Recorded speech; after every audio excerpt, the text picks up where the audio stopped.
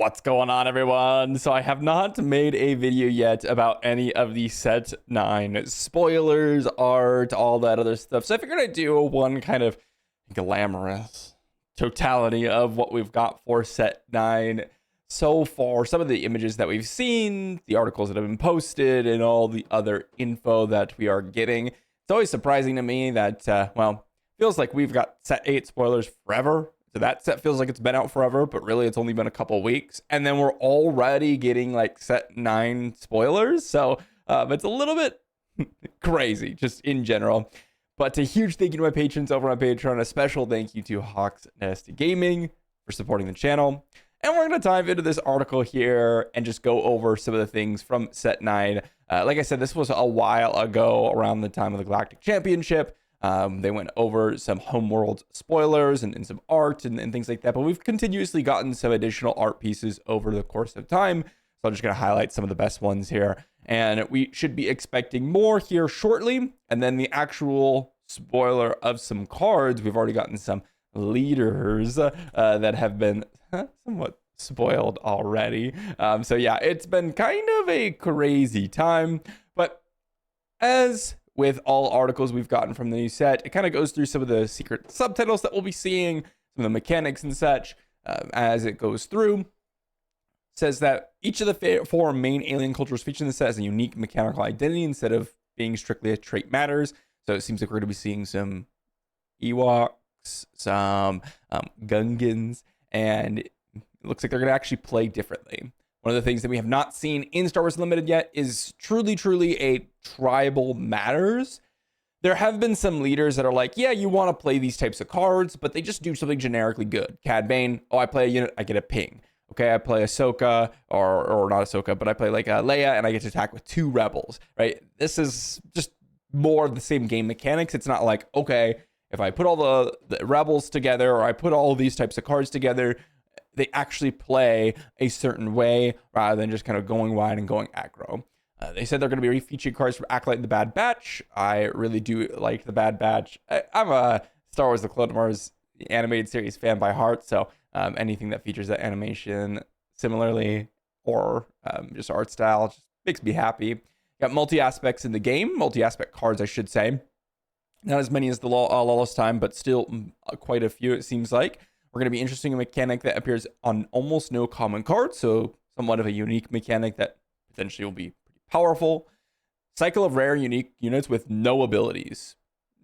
Really? And it says it's designed to be competitively strong. You know, it's one of the things that I talk about a lot of the times when we're playing Magic outside of, you know, the million of cards that have a lot of text. There are very few cards that have what we call vanilla stats and no mechanics. It's just a good stat line. So they're gonna have to be pretty strong if they have no abilities. I mean, I read that as in like it's just gonna be a big fat stat stick. So it'll be interesting to see. It has more creature units than any set before it. So maybe Kanan enjoyers finally get to feast. We have a surprising number of ways to change your own or damage your own units in your set and the set, and an equal number of rewards for doing so. I always find this to be a fun and rewarding mechanic. Definitely something that requires a little bit more thinking than your normal just I play a unit, I play a unit, I play a unit, as putting that damage can definitely matter in some circumstances. Here are a few of these subtitles that they have. I just did a brief glance here. I've seen some of what other people are thinking of, but just highlighting a couple of them. We've got Old Master, which I thought was very evocative for me, at least. It reminds me of Rebels Darth Maul. Maybe we'll see some more Darth Maul there at the end of, what was it, season 2? I think Ezra calls him that, which is what I thought of at the time.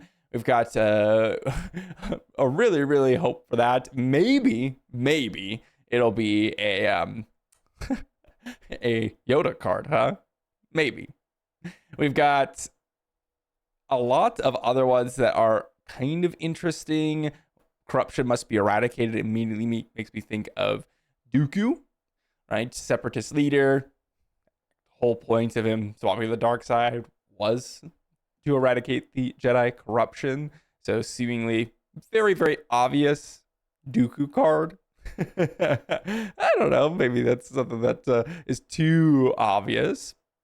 The other card that I thought was interesting was everyone has a weakness. I don't know, maybe this is just me, but I thought of Mace Windu with his unique saber form, Shatterpoint, something that makes me think of weakness immediately.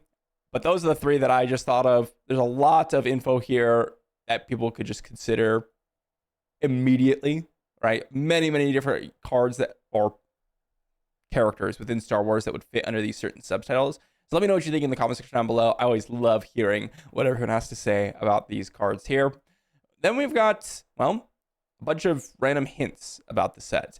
For example, 3 low-cost cunning cards in the set inspired by a similar card in Spark Rebellion, Shadows of the Galaxy, and Twilight of the Republic, respectively. Maybe we'll see another, Spark Rebellion, or maybe we'll see another bad card that we will see from Spark Rebellion. Bad meaning it was too good, and we hopefully are not going to get dominated by it again. Instead of low cost, when I see cunning cards, I think of cunning as the card in of itself. But there's one from each of the sets, so very, very interesting. One card in the set that has a Legends frame that originally didn't, and one card in the set that doesn't have the Legends frame that originally did. Very, very intriguing. One of the cards we'll talk about, one of the art pieces that was released, I think may actually be the Legends frame that is no longer a Legend, which we'll mention in just a moment. It's a common event in the set that can permanently remove an enemy unit from play without defeating it. So we're getting some sort of exile effect where instead of actually just going to your discard pile, it's just going to go into this like purgatory area. We haven't really seen anything like this yet, so I'm very, very curious to see what this mechanic will actually be. Common in the set that allows you to reach the top card of your deck on the second round of the game. New Super Laser Technician, question mark. One of the most aggressive leaders of the set rewards you for attacking units, not bases. So we got like a Luthen adjacent, where you're hitting units, getting your value then, and then pushing forward. Set looks for opportunities to put traits into context, such as villainous clone units, a Gungan unit that's also a Separatist, and a Tusken unit with a familiar name. This makes me think of Boba Fett. And this one, I saw someone mention it, and I had to go back and look at the Clone Wars episode, but Rish Lu is what immediately comes to mind, where they were in a Clone Wars episode that worked with Count Dooku. So definitely considering that is going to be the one we get. Leader in this set rewards you for playing Fringe units. Ooh. We haven't really seen this yet. Fringe as a trait has been basically like nothing. There's no payoffs. There's no synergy or anything like that. There was one card, I think, a while ago that gave like shield tokens out to some Fringe units. One of the cards in the set rewards you for drawing 3 copies of it in the same game. This is also very intriguing. We had like a similar one in Echo where you could discard a similarly named card to get some experience tokens when he came in. And for the first time, we printed Ambush on a leader directly. Now, this makes me think of the unit side, but maybe they're talking about the front side, because we've seen cards in the past, Fennec, that has Ambush on the front side, say with Dryden.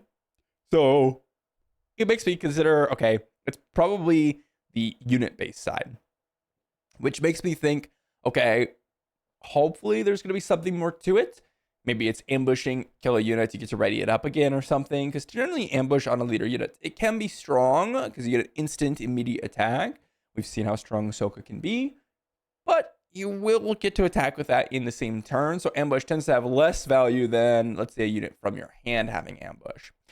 And then a bunch more spoilers here for some mechanics. While playing this unit, you may defeat any number of ready resources you control. If the attached unit is a Twilight, if attached base would be dealt 5 or more damage. Other friendly units get -2/-2. Defeat a friendly creature unit if you do, so on and so forth. It just kind of goes on with some of the unique lines of text on various different cards within the set. I think one of the most intriguing one is you may defeat a condition upgrade, or you may reveal a disaster card from your hand, which is not something that we've seen to have synergy at all, right? We've seen cards, and it's kind of similar to like, okay, if you're playing Cad Bane, not that this is like specifically unique or anything like that, but if you're playing like an OG set 1 Cad Bane, you can have cards that have Underworld on the card, and you have synergy with it. It doesn't have to be a unit. And we've seen upgrades with condition, like Grav Charge, for example. For those of you who don't know, it actually has condition on it, or Kill Switch has a condition on it. So that is a condition upgrade. And then Disaster, well, there are far more Disaster cards than I originally thought. Of course, all the Wraths that you might think are Disaster cards, but also like Collateral Damage is a Disaster card. So very, very intriguing. I've always wanted a like event-based synergistic leader and something that works well with it. Not just I'm going to play every single removal event in my deck and then that's going to work and that's my event-based leader. That's just not that fun. But looks like we got a Gungan City reference here with the art and a Yoda card, as well as a bunch of other things here, including Omega and Gunji here, Return of the Goat, I think someone said. Alongside that, we've got some art pieces, Chief Chirpa, some Ewoks here. We've got, can we continue onwards? Another Darth Vader. Can't have a set without a Darth Vader. I think that's gotta happen. And then Gungan, Jar Jar. I initially thought this was Captain Tarpals because this pose that he took and the fact that he's holding the spear makes me think of Captain Tarpals. But nope, this is Gungan. He doesn't have the glory, or Jar Jar doesn't have the glorious mustache that Tarpals has. And then Jackson. So this is the card that I thought of, which maybe previously had a Legends tag, but no longer does. I can't remember exactly what caused that, but I remember this guy being on original, like art pieces and comic books and things like that, and then later became a little bit more of a popular character with a more fleshed out story. So I think this might be the one that had originally had the Legends traits and then no longer does. So we'll see more about that. But just a quick little rundown of some of the Set 9 early spoilers that we've gotten. I'm sure we're going to actually see actual cards here. We technically have with some of the releases of arts. I think most recent one was a new Chewbacca and Death Star. For those of you, let me just go ahead and pull this up. This was, again, a while ago. But this is what we've gotten in terms of actual cards. So we've got a Death Star and a Chewbacca here, both leader cards.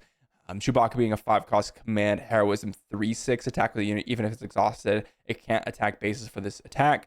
This makes me think of the aggro deck that wants to be attacking units instead of bases. And then the Death Star is just straight up leader unit, space, 9-cost, vigilance villainy, 2/12. Ignore the aspect penalties on upgrades with Fortify you play.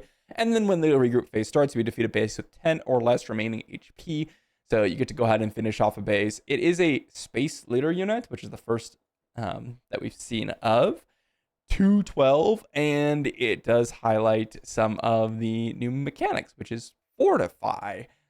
We've seen some upgrades that are Fortify based. You just basically play it to the base itself rather than any units. So very, very interesting mechanics. We've already started to see cards. We've already started to see early subtype spoilers, early mechanic spoilers, early art spoilers, etc., etc., etc. Figured I'd just do one big, hey, here's what's going on. If you haven't seen it already, Homeworld got some early stuff going on with it. Haven't really actually released any daily spoilers or, day by day, Tuesday, Thursday leader spoilers or anything like that they normally do. They are giving us some early teasing, and it looks pretty awesome. So let me know what you think in the comment section down below, guys, about Homeworlds. And, well, I guess continue to enjoy Set 8 because it feels like it's just released at the same time been released for a long time. I'm always shocked by seeing spoilers this early. But thanks for watching. I'll see you all for the next one.